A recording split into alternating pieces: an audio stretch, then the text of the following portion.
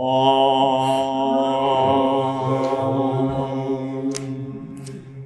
Bhagavad Gita, by which Arjuna was illumined by Lord Krishna himself, and which was composed of 18 chapters within the Mahabharata by the ancient sage Vyasa. O Divine Mother, destroyer of rebirth, who showers the nectar of oneness upon us. O Bhagavad Gita, my affectionate mother, on thee I meditate. All the Upanishads are the cows. The milker is the cowherd boy, Krishna. Arjuna is the calf. And people of purified intellect are the drinkers. The milk is the supreme nectar of the Gita. My salutations to the Lord, who is the source of supreme bliss, whose grace makes the mute eloquent, and the crippled cross mountains. Hari Om Tat Sat.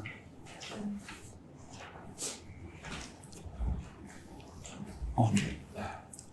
So, that.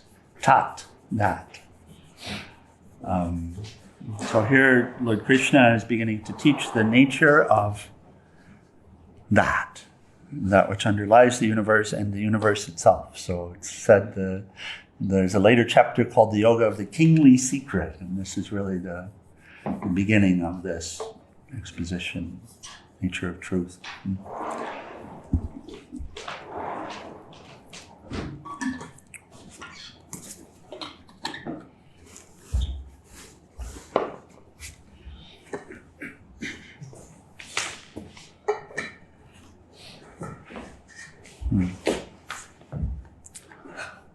I'll just read the first two shlokas to be present with them.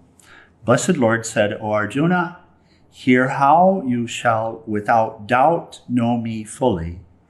With the mind intent on me, practicing yoga and taking refuge in me, I shall declare to thee in full this knowledge combined with direct realization, after knowing which nothing more here remains to be known. And then this one. He says, among thousands of men, one perchance strives for perfection. Even among those successful strivers, only one perchance knows me in essence. And there's a beautiful commentary here by Swami Venkatesananda about this. What's perchance mean? Perchance, by chance? Oh, by chance. Yeah, like that. Exactly like that. Perhaps. But Swamiji's commentary really puts light on what's being shared here. He says, humanity can be likened to a pyramid, broad at its base and becoming progressively narrower as we ascend to the top. The world is full of souls who have risen just one step above the animal, still not secure in their foothold even there. Yet they too shall reach the goal in God's good time, even though they are full of instinctual behavior and are interested only in their own survival. They are animals in human disguise and are laborers who toil for more selfish ends. A few more births of experience chisel them into better human shape, and they are elevated to the rank of workers, promoting their own welfare with one hand and the welfare of others with the other. Experience soon teaches them the futility of such work, and they begin to question, what is the purpose of all of this? They seek an answer, becoming seekers. This fire of quest burns furiously in their heart, consuming the animal nature, selfishness, and self-seeking. It also shreds a beam of light on their path to God realization. In that light, in course of time, they see the truth and become sages. The world is full of laborers, few workers, fewer seekers, and still fewer and rarer sages. The striving seeker will eventually become a sage, perhaps now or perhaps a million years hence. In the words of the Bible, many are called, few are chosen. Nobody knows what determines this, but the doctrine of grace must be understood correctly. Only he who has completed surrender himself, only he who has completely surrendered himself to the divine becomes eligible for grace. Not one who is satisfied merely with intellectual understanding, but he whose heart is receptive to spiritual truths. This grace meaning the complete realization. Yet he who has truly surrendered himself to God does not know it. This total surrender is not for the ego to determine. Only God can determine it. Hardly one of the sages, the perfected ones, knows God in essence. Why? Because on attaining perfection, they merge in him. In that state of complete integration, God reveals himself, but only to a few. It is they who return to the world as God's gift of himself to guide us as our masters. So here we speak of the Swami Shivanandas and the Yamas and such, yes? Who are perfected. Not another word. Who are direct channels of that. So beautiful, yes? He speaks to the progression. Yeah? And we feel that progression within us, don't we? Mm. Yeah, we feel that drive to something higher, then we have some clue of what that means, yes? Mm-hmm. And it becomes important. So, The same pyramid could be used for addiction too. You experiment all these layers down below, and then you finally stop everything at the top. Yeah. Oh, it's a beautiful visual that he gives us to help to see this progression.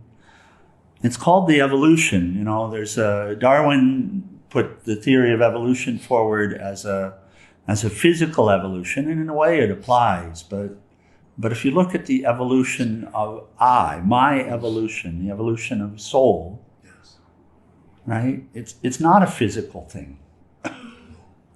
It's not. Our growth isn't determined by the growth of the body or the form, even, is it?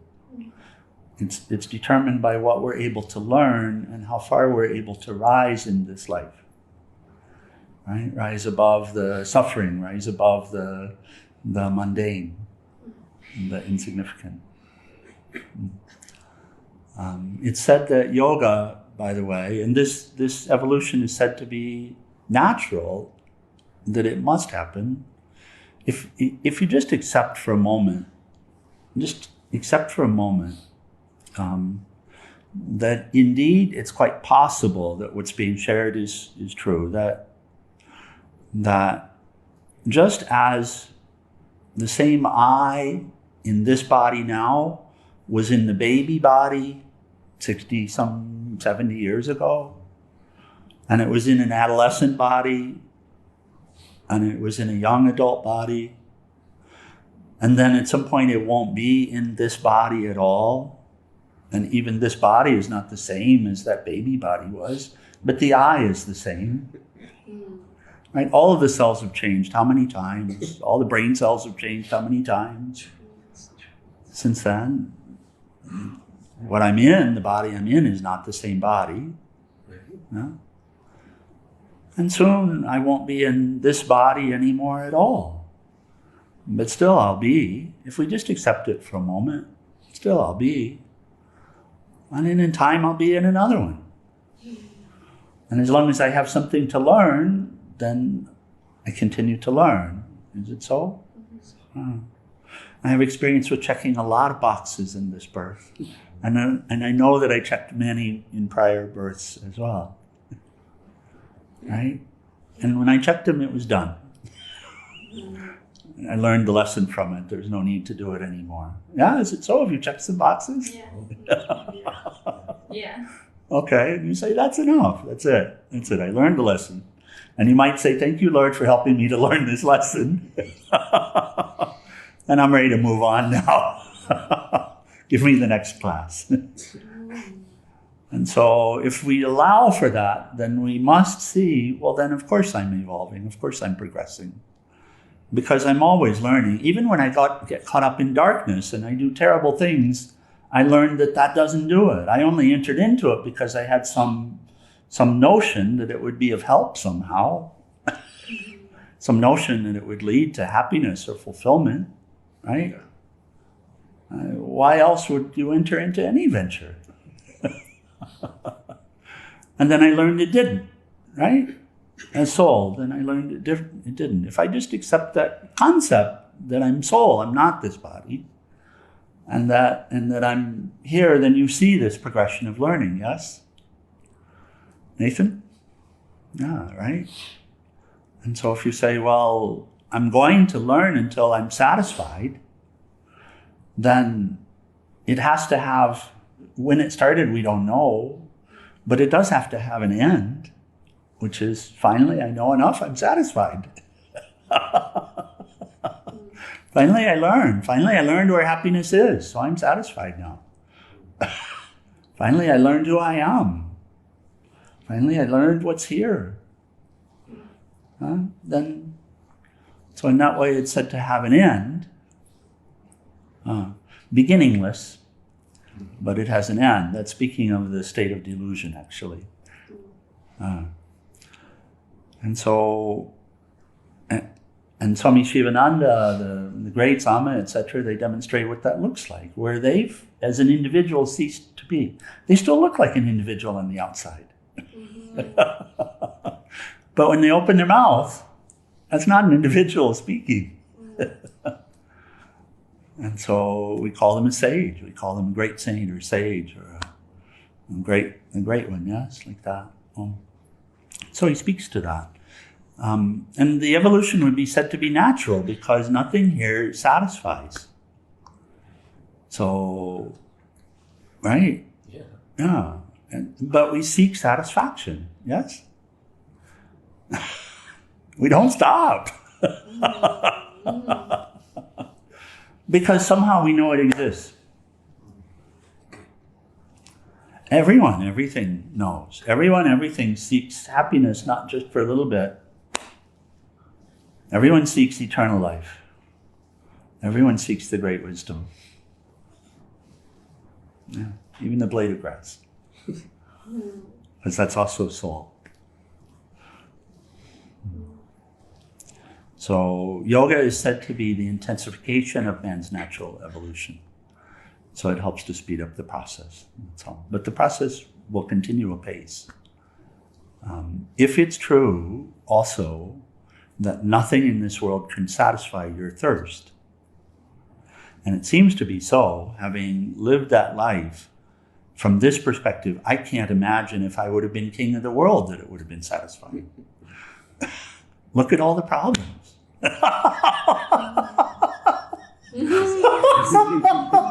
Trump tried it. You think he was satisfied? He just wanted more. Yeah? Yeah. And then you want to control all of your dissenters. And so it doesn't exist. What about? And you continue on. I get satisfaction with art. I can always get satisfaction doing art. For a little while. But then you're dissatisfied because you're not able to do it all the time. Or to get money for it, to make a living from it. There you go. Yeah. So the dissatisfaction is in, when it's a worldly affair, the dissatisfaction, the seed of dissatisfaction is in the thing that satisfies you. Okay, so now he begins to teach. So having said this, he says, and by the way, those who are actually interested in this are as he says, one of very few in this birth. So. When But now he says- begins to teach. Sorry? When he says the chosen ones, is he referring to the ones God chooses to reveal himself? Or Yeah. Actually, since you are that, you have to go through a process of choosing yourself. oh, I see. The one who chooses surrender is eligible for that grace. And it's bound to happen. So We just don't know when. it's not some other choosing. Right. But there is a choice. Oh. There is a choice. Okay. So 4 and 5. So Lord teaches her. We'll talk about that for a second, nature. First, earth, water, fire, air, ether, mind, intellect, and egoism. Thus is my nature divided eightfold. And then, this is the inferior nature, O mighty armed Arjuna. Know thou as different from it my higher nature, the very life element by which this world is upheld. So he starts teaching this nature of the highest truth. He starts by teaching it as being twofold, of two types.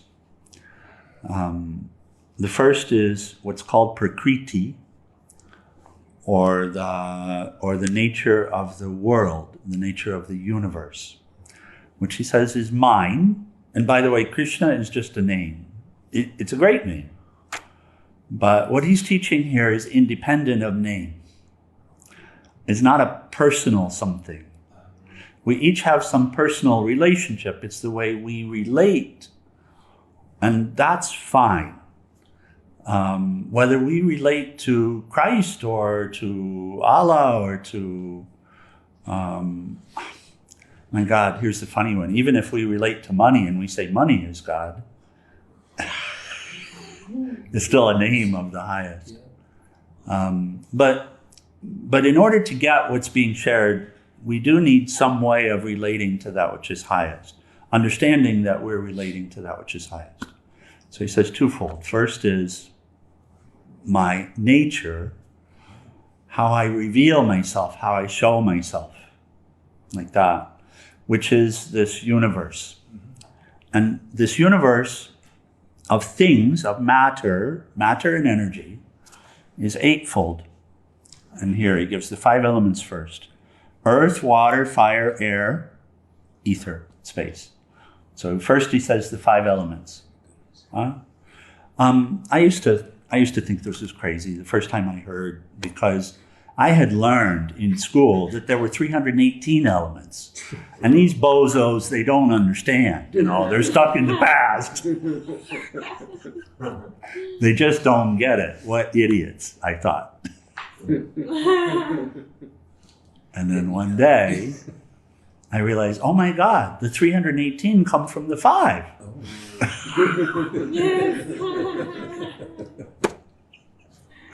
How many of the 318 are earth elements? How many of them are elements you find in the air? How many of them do you find in the water? Do you find them in the fire? And do you find them in space? I would have said, no, you don't find them in space. Right. Yeah. But then, of course, science has poo-pooed that in later years and said, actually, space is the source of all of those 318 elements, that all those 318 elements arise from space. And are composed of, by the way, space. Mostly, yeah. That's quantum physics. So, like, oh my God. So he starts with he's teaching my nature. He says, my lower nature he starts with the 5 elements. And then he adds 3 more. Mind, intellect, and ego. So he adds the three mental attributes to this. And we explore this. This teaching is a very scientific teaching. And again, it's not to be, it's not like you memorize it. It's not like you believe it blindly, but it's a basis for coming to understand something that's profound. It's a basis for that. So again, the approach with it wants to be to allow for it and to explore it. So he says, my lower nature is the five elements of which this entire universe is fabricated, and then the mental elements as well. So mind, chitta, the mind stuff, intellect, the power of choice, the power of rationality to be able to work things out, and ego, which is the feeling of being separate, and that it's a factor. It's a factor. All of these are factors.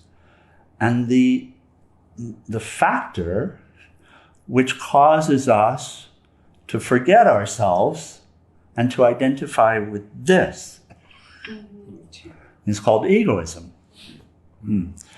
So he says, these 8 are my lower nature, so prakriti. And then he says, and this is my inferior nature. Know that this is different from my higher nature. The higher nature is the very life element by which this world is upheld. Also in the study of science, it's interesting. I had the idea that there was inert matter, that there were things that are not living here. I used to have that idea. So I thought also, and that's a very common notion. But in fact, is the atom alive? You see, when you watch the atom for a little while, you realize, oh my God, of course it's alive, right? And that's the building block for everything. So he says the life itself, which pervades everything here, is this deeper aspect of me. So the life pervades the 5 elements, and of course it pervades the mind, the intellect, and the ego too. And by which this world is upheld. So it's a big concept that he's sharing. It's the biggest concept we can have, right? By which this world is upheld. So I remember that day, that moment, where I was watching this documentary, because realizing I didn't know anything, I needed, that made me a very intensified seeker, because I realized I don't have very much time either, and life was meaningless in the state that I was in, and I just wanted to kill myself for a few years, but somehow I couldn't do it. I couldn't pull the trigger. I couldn't do it. It was very weird. And so it was at this point that somehow some quest for knowledge, because at that point I realized I don't know anything. If I don't know where happiness is, I don't know a damn thing. It's true, because all you live for is to be happy. So if you don't know where it is, what good is your knowledge? Right? When we really deeply realize that, it provides such an opening, and that's what had happened. And science had always been my go-to, and I thought I knew something about science, but I went back to the drawing board then and learned about quantum physics and quantum behavior, and read so many science books at the same time as I'm reading Vedanta and Bhagavad Gita and all of this. It was just I couldn't sleep. Because finally that fire came. It was like, I don't know, but there is something here to be known. And there are those who know it. Somehow they'd come into the life, So there was this. There's this book. There were so many beautiful books in the sciences, and so many of the physicists I mean, it's not huge numbers, 10, 15, that really have the ability to speak in a way that someone who's not in that field could have a clue of what they're saying. And Brian Greene is one of those. I always recommend Brian Greene because he speaks in English these profound concepts that the physicists are working with. And so I'd read a couple of his books, and then I was watching a documentary prepared on one of them called The Fabric of the Universe. And it was so interesting. I would watch it over and over. And what he was laying out is the current understanding, which doesn't go all the way because science is still seeking an explanation, a theory that explains all of these different behaviors. But some of the different behaviors are understood individually. It's just that there's still a miracle that they don't understand. Yeah, and it's like singularity. Singularity. I remember the concept of singularity being dealt with once when we talk about Big Bang theory for the universe. It's like this, and it said, what was before the Big Bang? And science will say singularity. What does that mean? It means I don't know. And it says, and so someone explained, if you give me one miracle, then I can explain everything else. Yeah, if you just give me one miracle, if you can allow me not to understand one thing, then I can explain everything else. Can you explain that? No, I can't. And so, but what they've come to is a realization that there is an unseen force, unseen, unsensed force, which is at work in this universe and from which everything arises. That's science. There's an unseen and unsensible force that cannot seem to be understood either, but which is known through scientific evidence to underlie all of the behaviors within this universe and from which this universe came. And a yogi will say, oh yes, and by the way, it's still here. I sit and experience it. Right? Oh. So, and I'm watching this and watching this and watching this. Really, the fabric of the universe, this is the concept of it. What is the fabric? From what does this space arise? Well, this is what Lord Krishna is speaking of here. He's saying, I am that. And this is not a person, it's not a human person saying this.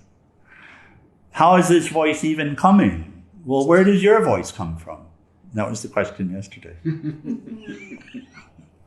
That's the same mystery, actually. Where does the ability to think come from? Where does the ability to work things out come from? In other words, what's underlying this? Okay, I get the atom, and I get the energy that the atom actually is, and the atom is appearing to be. Okay, fine, I get it. And you can, through scientific process, you can get there. You can see, I think this is a tree, and then I cut it up and it's no longer a tree, now it's a piece of wood, and then I manufacture it, and now it's not a piece of wood, it's a harmonium, right? And then all of that I get. But you go back to the components now, and you say, okay, tree, what was before the tree? The seed was before the tree. What's the seed made of? At some point you get to the atoms, fine. So this isn't really a harmonium, it's atoms, and then you tear the atom apart. That's what we did 100 and some years ago that led to the discovery of quantum behavior. You tear the atom apart, and what do you get? You get to waves. Oh my God, waves. It's not a harmonium at all, it's waves appearing to be a harmonium. Now that's the discovery in quantum physics. True. You can look it up. And then, so we can get all of that, and the mind can even but where did the waves come from? Singularity. Singularity.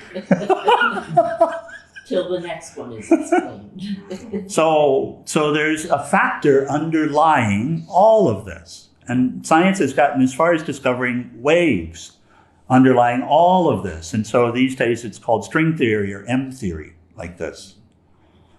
And so they've gotten there. But then they also know, but they're arising from something. That's not a thing.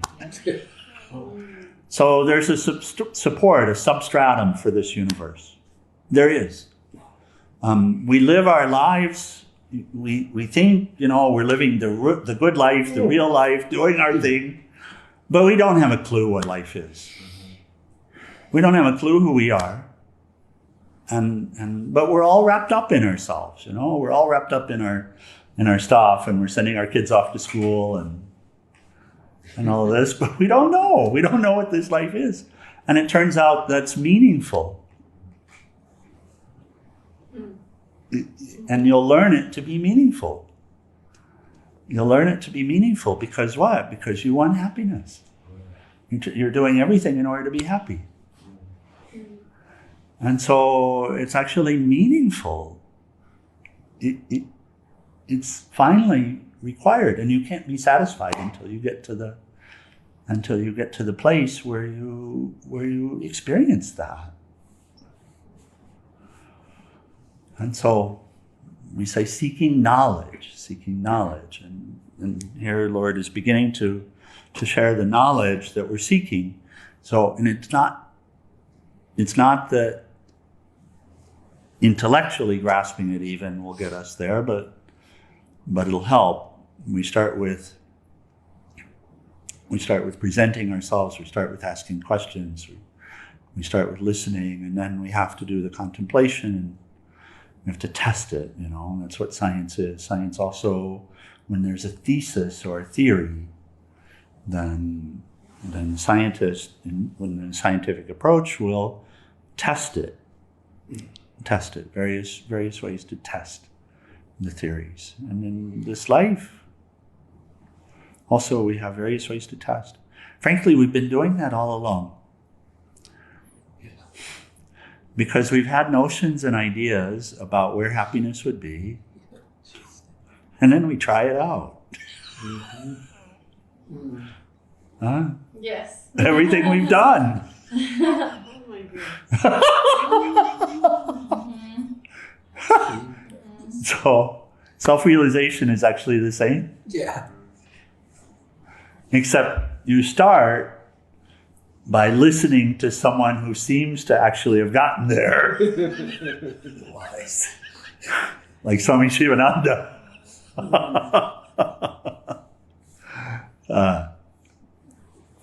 And then you repeat the process, right?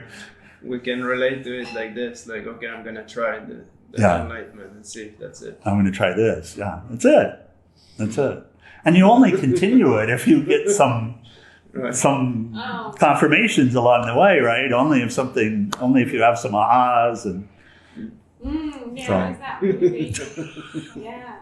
Oh. Yeah, like me, the drums example. I started like, I want to learn drums. I felt this tune, like natural attraction to the drum, but then there was no one that would teach me around, so I kind of left it a bit alone for a long time. And then yesterday I felt like, I just really want to go back and try, and feel like playing. And then Jared comes at the same time to the call, and then and then your guru. Yes, your guru. It was really not an accident. He came back by accident yesterday. That's how it works. Yeah, it's wanting that teaching is happening. So just a little of the commentary, and then we'll close for the morning. But this, where the Lord is starting, he starts right at the top. And he says, I am both the universe, that which is seen, and the mental universe as well. That which is seen, that which is sensed, but that is my lower nature. My higher nature is I am the underlier for all of this. I am the life force, and I am the substratum. So it's the same as... I am that with which you cannot go any deeper. So it's called Prakriti and Purusha. Those are the Sanskrit words for those. Prakriti is the nature, which is commonly commonly referred to as feminine, but what he's talking about is neither, for what it's worth, it's neither feminine nor masculine. So there's always the question of what to call it, because when you use a word, people have images that arise in the mind. So if we use the word he, then the image that arises is some guy wearing man's clothing, like Jesus. That's the image that will arise when we say he. And when we say she, then the image that will arise is somebody dressed in women's clothing. And if we say it, the image that will arise might be a piece of wood. So what word to use for that which is all-inclusive? You can use any of them, but you have to understand what you're saying. I would say prime creator, but then the initials are PC. Yeah, you see, you can't say a word without some image arising. But you're going to have to go beyond that image that's arising in order to know something here.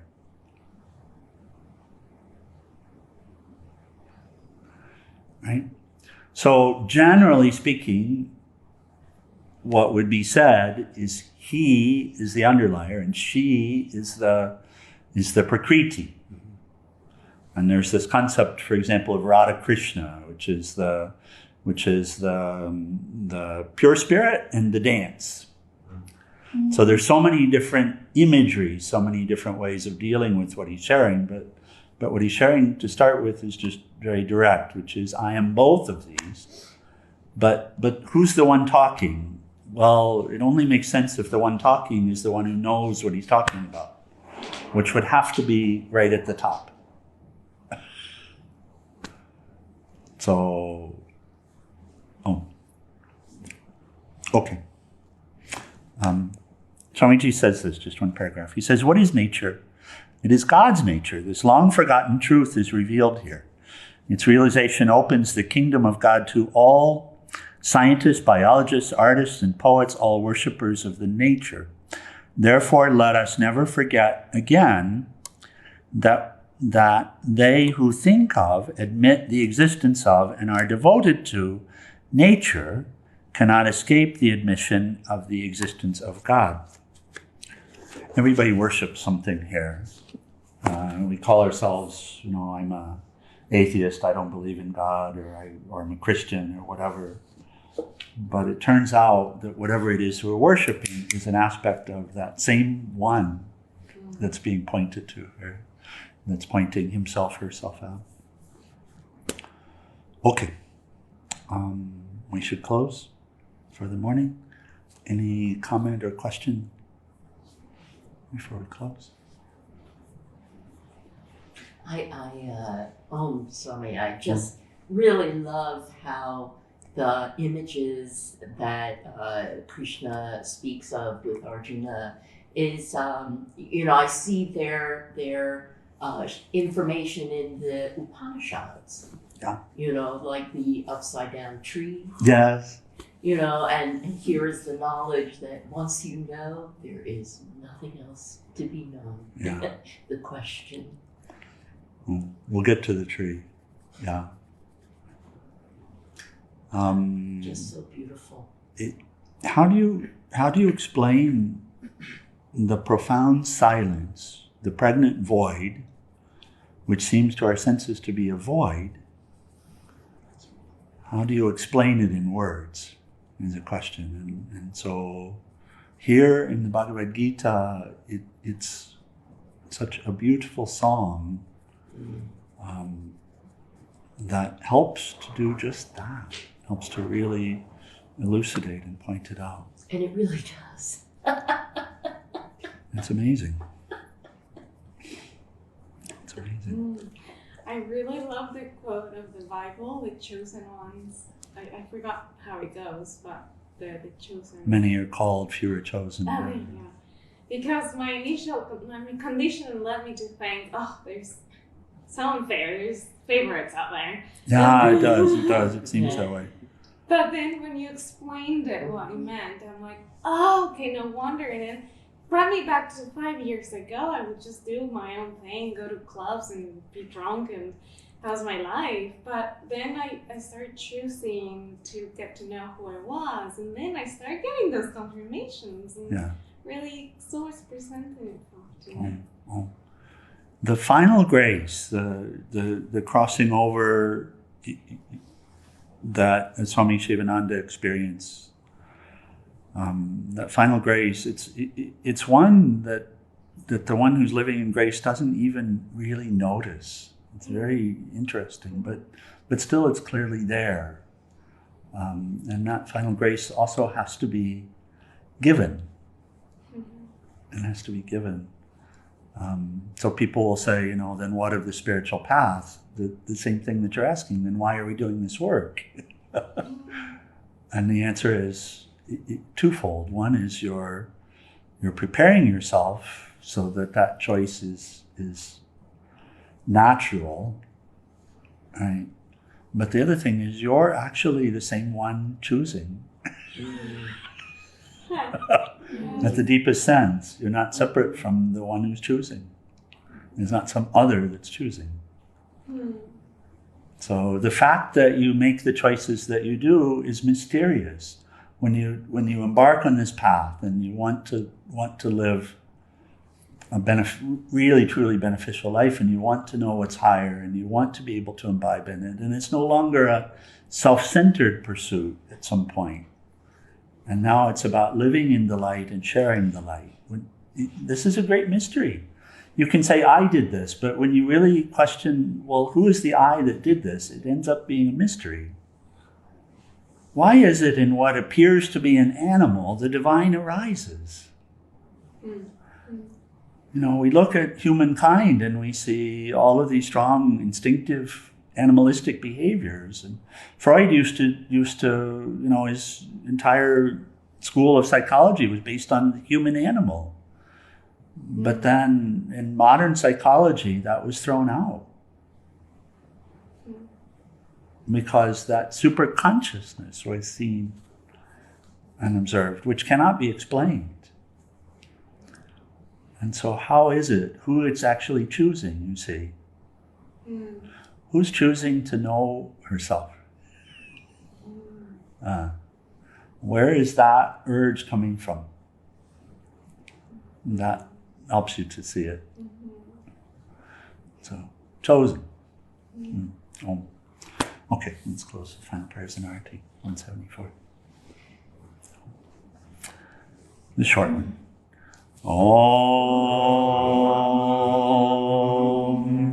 Om Trayambakam Yajame Sugandhim Pushtivardhanam Orvai Rukameva Bandhanan Mritor Mukshiyamamritat Om Trayambakam Yajame Sugandhim Pushtivardhanam Orvai Rukameva Bandhanan Mritor Mukshiyamamritat Om Trayambakam Yajamahe Sugandhim Pushtivardhanam Orvai Rukameva Bandhanan Mritor Mukshiyamamritat Om Shanti Shanti Shanti.